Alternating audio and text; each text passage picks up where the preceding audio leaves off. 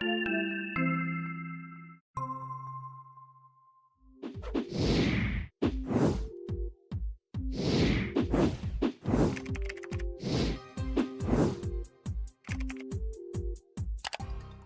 back. Good morning, Richard. It's good to see you Good again. morning. How are you? I am doing swell. I hope you are doing well also. Well, I think we're doing Swell. well. Yes. Um, yeah, I think it's okay. Mid-month, mid-September. Yes. Uh, We're right in the middle of well, September, and kids are back to school, and so life is we can say back to normal, but well, for some, it's getting back to normal. yes. One thing we do know is that the honeymoon period is over in school, and so kids are starting to show some students are starting to show their true colors. A lot of rambunctious behavior as we try to get them back in the harness. But that's typical start to a new school year. Yeah, definitely. So, But today mhm. we're going to talk a little bit about we've talked recently about some issues related to anxiety and depression, and so we're going to talk about that again today. But from another perspective, the article that we're going to talk about comes from a an evolutionary perspective of mental health, and so very excited to have this conversation. Yeah, you don't typically see much of this written about, but where this whole podcast begins is with our interest in this rapid increase, or perhaps this increasing awareness of the rise in rates of anxiety and depression. Right. We talk mainly about teenagers, but it's across the age spectrum, is that there's been a marked increase in depression, anxiety, and different people offer different explanations for this. But this psychiatrist, I believe he's from Sweden. Yeah, Sweet. he's a Swedish psychiatrist. Um, Not apologetically, but explains in some detail that we need to also consider an evolutionary explanation of why anxiety and depression are ever present, but may be increasing, in Right. fact, at the present time. And Yeah. so we always like this evolutionary perspective because much of what's in our DNA has been shaped over thousands and thousands and thousands of years. And as we all know, you keep the traits that keep you alive. Anything that we have today, we have for a reason. Right. What we didn't need, our genes have a way of getting rid of, and what we needed as a species, the genes know to hold on to that stuff. Right. So we like to include an evolutionary perspective on mental health. He begins with, you read the statistics and you say, well, of course, that makes sense. Okay. Right. And the first one is 99.9% of our history during that period, 99.9% of our history, half of all humans died before they even reached adulthood. Right. And you say, wait, what are you talking about? True. Yeah. You just didn't live that long because there were too many reasons to die, Right. Yeah. right? Between illnesses and just the environmental factors and everything else, absolutely, it makes complete sense. That's right. And so he said, so he begins with that. He says, for most of our, all but a little tiny fraction, most humans died before they got to adulthood. To live until you were 40 or 50 years old was astonishing. Benjamin Franklin and those guys who lived, it is unbelievable that they lived that long, because there are so many things that could kill you. He also talks about how many people have depression in the world, and it's almost the population of the United States. It's a huge problem. And according to the World Health Organization, depression could well be the leading cause of disease by 2030. I'm only talking a few years from now, that Yeah. depression could be the leading cause of disease burden in the world. And the reason for that, he believes, is that until recently, our species, most humans, died of starvation because we didn't have a reliable food supply. When you're out in the jungle, imagine life without farming. You have to forage for what you want, and in the wintertime, there isn't a lot of food around. We died of infections before penicillin and antibiotics were created. A lot of people, you cut your hand on something, get an infection, and that infection is going to kill you. I hadn't thought about this, but another one is dehydration. Right. If you don't have a reliable water supply, or you get sick with diarrhea or vomiting, you become dehydrated, and it doesn't take long for dehydration to take over. Blood loss with another, accidents, of course, and one that we always forget, murder. Okay, so most people died of those kinds of things. But those who survived, for the survivors, which is what stayed in our DNA, our ancestors developed defense mechanism to protect us from the things that killed us. Right. And we've talked about that even recently in a podcast where we talked about how, our brain is developed and designed to keep us alive. And so we're constantly alert and aware of what's going on around us, so that, if there's rustling in the shrubs, Right. It's safer for us to fear the worst than it is to think, oh, that's a harmless squirrel. It's better for us to think, okay, that's a tiger. And Right. so because that keeps us safe. Right. And I think that the really interesting thing is, or the interesting way to think about it is that, while we don't live in a world where, for most of us at least, where we're going to be threatened by tigers, we see so many other things as threats. And we interpret, or we process so many other things as threats, that we almost put ourselves in a constant state of being at threat. That's right. Yeah, because when we're facing danger from other animals, or from accidents, or from other people, or food shortages, when we face those threats, we become hypervigilant. If you're not hypervigilant, say like you live 5,000 years ago, or you live on the plains, you're a Native American living on you're part of the Native American tribe. If you're not constantly aware of danger, you probably aren't going to survive very long. There's that famous story of the woman in England who was born, she didn't have any amygdala, so she couldn't perceive threats. She never saw anything as a threat. And she was killed. I think she stepped in front of a vehicle or something because she didn't realize it was a danger. So what survives in our DNA is hypervigilance. We are constantly vigilant to the dangers in our environment, and we plan for the worst. Today, we call that anxiety. To be hypervigilant, to be worried, to be concerned, to plan for the worst, like today we call it anxiety. Now, on the other hand, when we face danger, when we are injured, when we are threatened, we tend to withdraw to save energy and to avoid the dangers. Right. And that withdrawal he calls depression. And we're going to talk about this in more detail later. But on the one hand, you have hypervigilance, what we today call anxiety. And on the other hand, you withdraw to conserve energy, because energy was in short supply. You didn't have reliable food supply, so energy from calories was in short supply. And to avoid dangers, you withdraw. And today we call that depression. Right. Okay, so he said there's a very good reason why we have these two traits, anxiety and depression. They're life-saving mechanisms for most of our time on the planet. Right. And I think it's, again, kind of going back to this idea that of why today it's so different than, 400, 500,000 years ago. Right. Is Yeah. that, if you did those things, you were hypervigilant, you withdrew to save energy, as long as you were within your community, for the most part, generally speaking, Right. you were relatively safe, because, if you weren't out in the jungle, sure that there were animals and stuff that could attack the village, but that was a little bit less likely to happen than if you were out in the jungle. But you were relatively safe as long as you were within your tight community, in your home or your tent or your cave or whatever that case may be.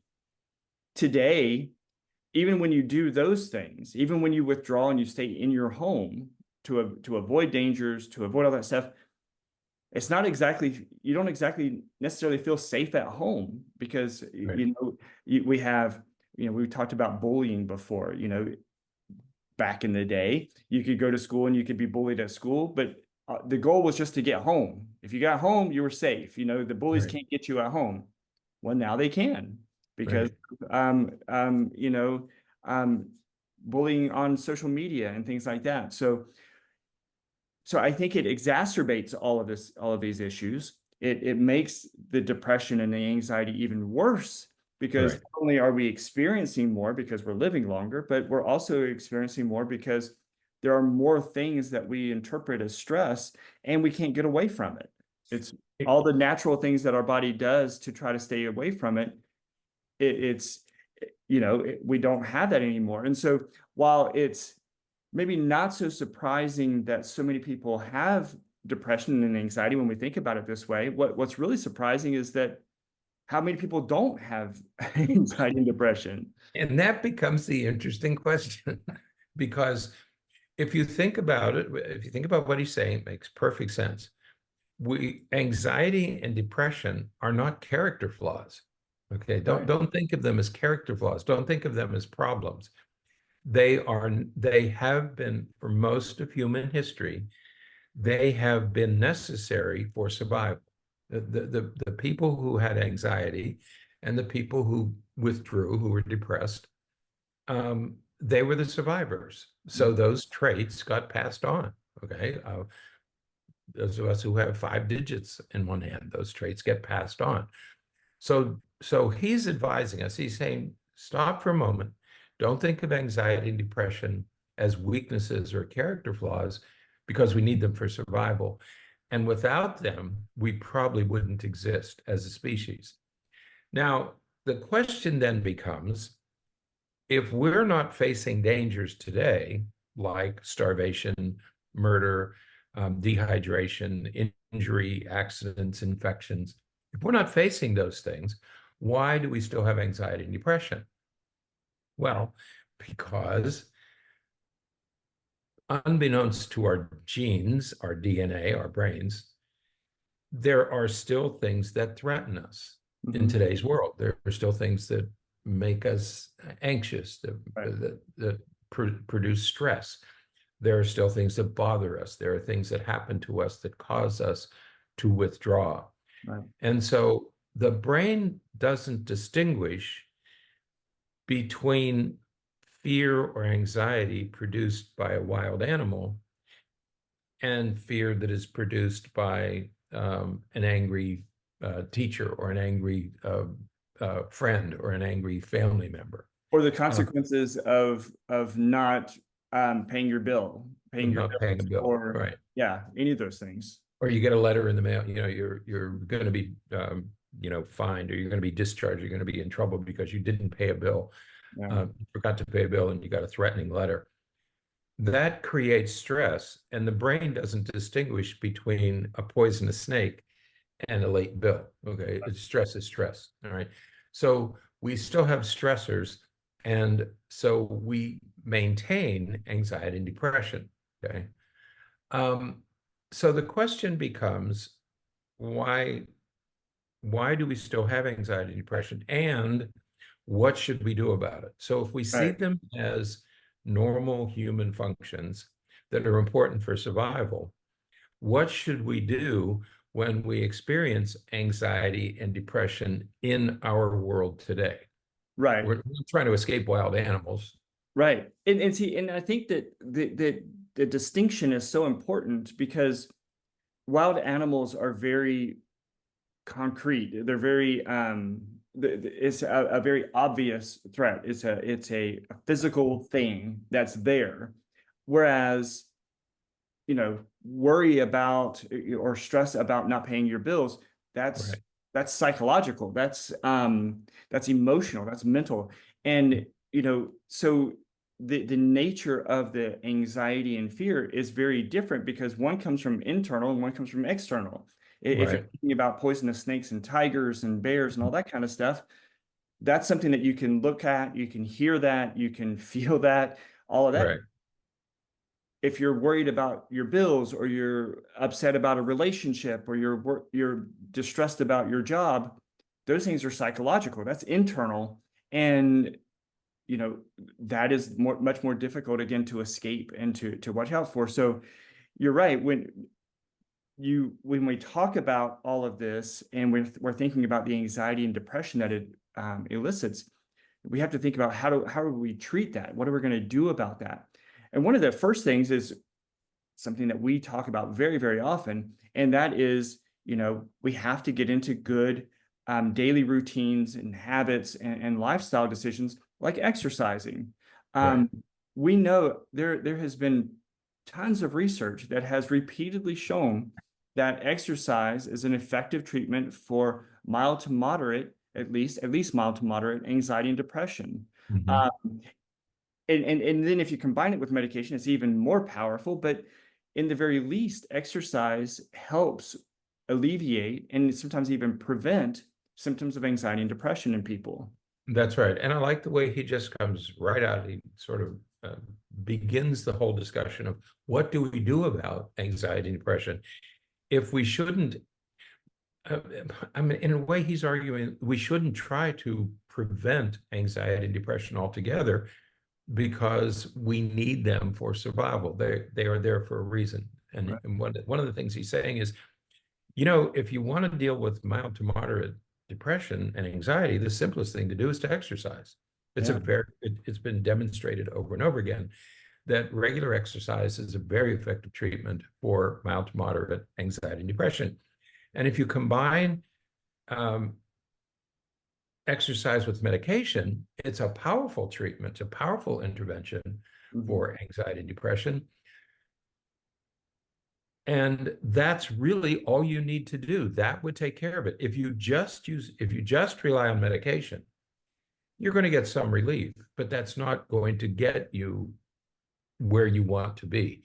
The best thing to do is a combination of medication and exercise.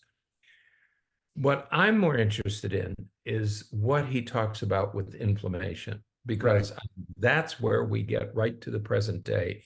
And this becomes the essential problem Right. is inflammation. Yeah, because we talked about stress a minute ago, and stress is sort of part of the roots to all of this. When you feel Right. stressed, when you feel distressed, it's a physiological thing that happens in your body, and that's why your body doesn't differentiate stress from a poisonous snake or from a bill. Um, Right. Stress is stress, and when your Right. body is under stress, what it does naturally is Mhm. is it increases inflammation. When you sprain your ankle, your ankle becomes inflamed. You get swelling, and you get a buildup of fluid around that area, and part of that is the injury, but also part of that is a biological way to immobilize your ankle so That's that it right. doesn't move. Right. Um, When you get sick, like you get an infection, a virus, you get the flu or you get the cold or something. Anytime you get sick, inflammation or injury, mhm, that's what swelling is. right, Okay. Swelling is inflammation.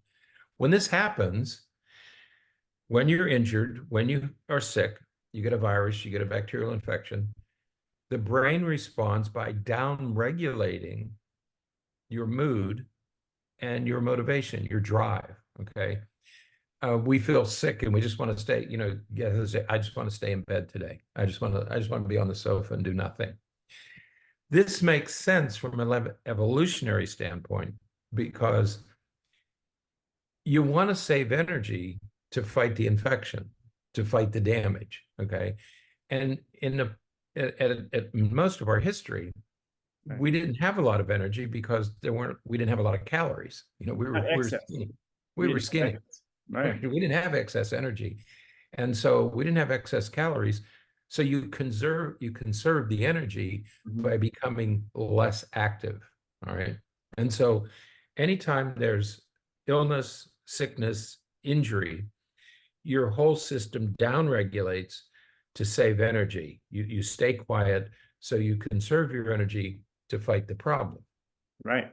Absolutely. And now, if we extrapolate from that and kind of look at what's really going on today, Mhm. is that, you know, when we think about inflammation, it happens, like we said, when we're stressed. It also Right. happens when we are more sedentary. Right. Again, the research has demonstrated pretty clearly that when you exercise, it decreases inflammation. Uh, Right. Also, when we're sleep deprived, deprived, our stress levels go up, our inflammation increases. And so you think about the typical, especially the typical American lifestyle, we're much Right. more sedentary, we are Right. somewhat sleep deprived, and we're under a Right. lot of stress. Right. To our brain, there's there's not a difference between that condition and having an infection. Right. It's the same thing from our neurological brain perspective. And so it's going to significantly increase inflammation Hmm. because it thinks that we're having an infection. And so it wants to make us more, it's going to make us more sedentary. It's going to make us just conserve the calories and energy, as you said. And it's going to make us be more cognizant and aware and fearful of dangers. Right. I'm struck by that phrase that the idea that he presents, where he says inflammation also increases when we're physically inactive. And I think most of us don't think about that. We know about stress, that increases inflammation. I didn't, I guess I knew that sleep deprivation can cause inflammation. I didn't know that being physically inactive was a direct cause of inflammation. I knew that being physically active was good, had a lot of benefits. I didn't know that it was a cause of inflammation. If you don't get up and get moving for no other reason, get up and get moving to fight inflammation, Right. right? Because the brain, if you have inflammation, the brain doesn't care why you have it. It's Right. going to react in exactly the same way. It doesn't distinguish, as you said a minute ago, it doesn't distinguish between a physical danger like an animal or a hurricane and not paying your bills. Right. Yeah. It's going to misinterpret Right. these lifestyle things as an infection, and so Mm-hmm. it's going to make you withdraw more and all of those depressive symptoms that we've Right. talked about. And so again, the more sleep deprived we are, the more sedentary we are, the more stressed that we are, especially any of these things over a period of time, Right. our ability to combat that is our ability to to fight off real illnesses and real infections and stuff. All of that becomes much more difficult for our body to do, and it increases those behaviors that we often associate with depression. And it is important to differentiate. There are people who have a level of depression that sort of extends beyond some of the Correct. some of the Hmm. but it is absolutely true that a good portion of people who experience depression are experiencing depression for exactly these reasons. Right. Yeah. About a third of Yeah. all depression and anxiety is linked to inflammation. And you make a good point, and I'm glad you mentioned that we're talking about mild to moderate depression, what I would call lifestyle. You're bumping into life circumstances and your DNA. Okay. We have this propensity. We should feel anxiety and depression. It's very normal that we do. And for mild, moderate depression, I think the solution is probably more exercise and reduce your inflammation.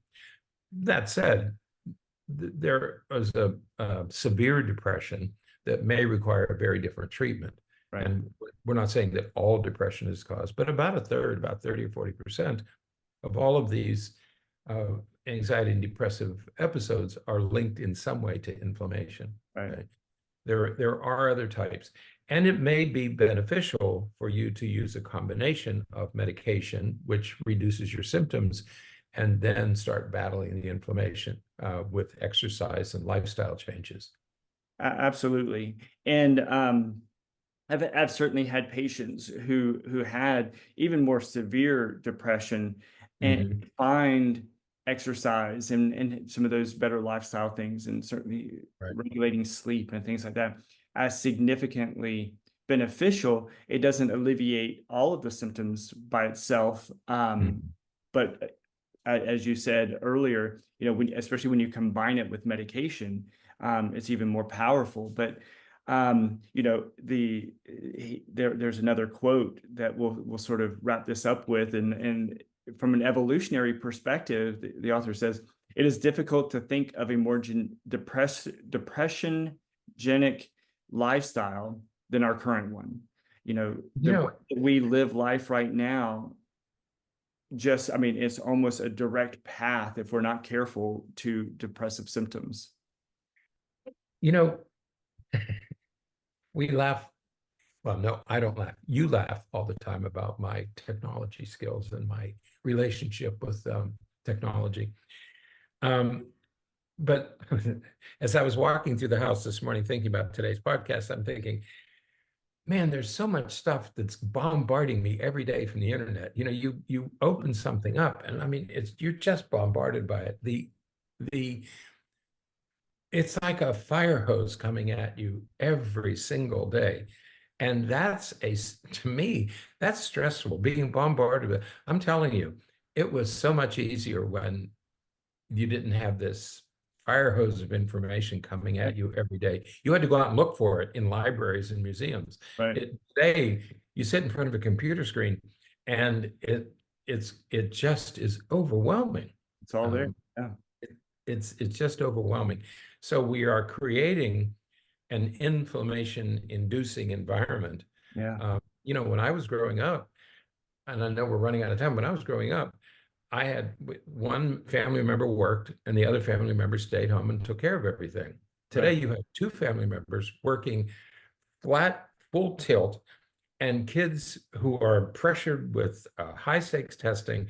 It's a completely different situation, and it is an inflammation-inducing environment that we put ourselves in. Yeah. So we can't change that environment, but we can change how we deal with that environment. Absolutely. And that's, I think, the message here that he's giving us.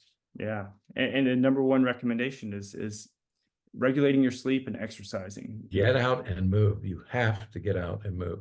Things we talk about very often. So, all right. Yep. With that is it for today. We'll certainly be back to talk about these things more in future podcasts. But until then, stay happy, stay healthy, and forget to be afraid.